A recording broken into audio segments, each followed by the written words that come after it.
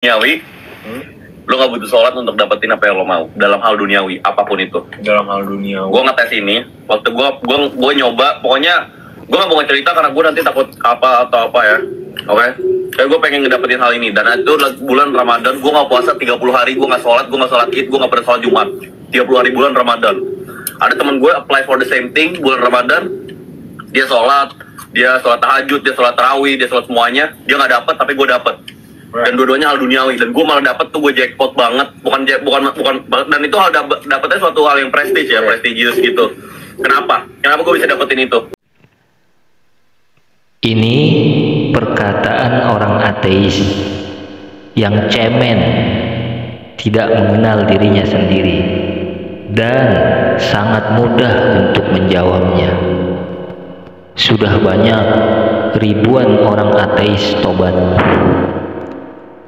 Sedikit saya jelaskan kenapa orang tidak sholat, tidak puasa, tapi tetap Allah berikan rezeki. Saya jawab dengan ilmu, insya Allah. Istijrat adalah suatu kondisi di mana Allah Subhanahu wa Ta'ala memberikan kenikmatan duniawi kepada seseorang yang terus-menerus bermaksiat atau menjauh darinya. Namun sebenarnya kenikmatan itu adalah jebakan yang menunda siksaan dan membuat orang tersebut semakin jauh dari Allah Subhanahu wa Ta'ala. Jadi bukan berarti Allah mencintai Anda, wahai anak muda. Orang yang bermaksiat justru ini adalah ujian yang diberikannya untuk melihat apakah orang tersebut akan sadar dan kembali ke jalan yang benar. Kenikmatan dunia sebagai ujian, istijrat, ditandai dengan pemberian kenikmatan duniawi seperti rezeki berlimpah, kesehatan, atau kesuksesan, namun tanpa diiringi dengan peningkatan keimanan dan ketaatan kepada Allah, jebakan yang menunda siksaan. Ingat itu, jebakan yang menunda siksaan. Allah tidak langsung memberikan siksaan kepada orang yang bermaksiat, melainkan memberikan kenikmatan duniawi terlebih dahulu. Ini adalah bentuk istijrat, di mana siksaan ditunda hingga waktu yang tepat, bahkan bisa jadi di akhirat kelak. Membuat lalai dan terlena, orang yang sedang dalam istijrat cenderung merasa dirinya aman. Anak muda ini lagi merasa dirinya aman, gak sholat, gak puasa, tapi dapat apa yang dia inginkan dan senang dengan kenikmatan yang didapatkan, sehingga melupakan Allah dan akhirat. Tanda-tanda istijrat.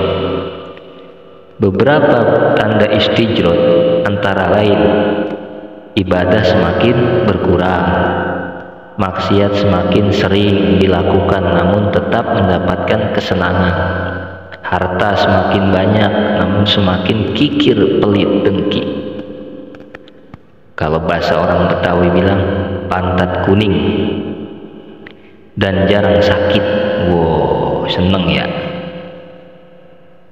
Kita nih sebagai orang muslim, cara menghindarinya, untuk menghindari istijrat, penting untuk selalu bersyukur atas nikmat yang diberikan Allah, meningkatkan ibadah, menjauhi maksiat, dan selalu ingat akan akhirat.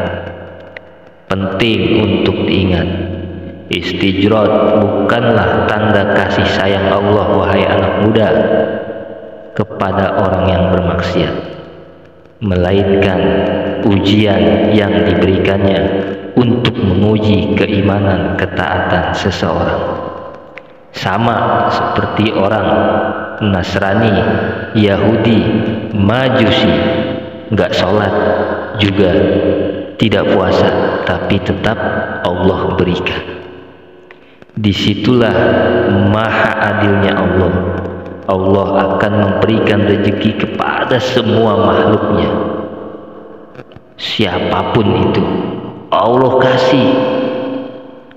Tapi bedanya orang muslim yang beriman bertakwa, Allah kasih tapi Allah sayang.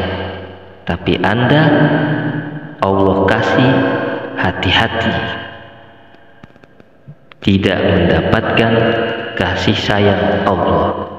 Hati-hati wahai anak muda, jangan terlampau sombong dengan ucapan astagfirullahaladzim.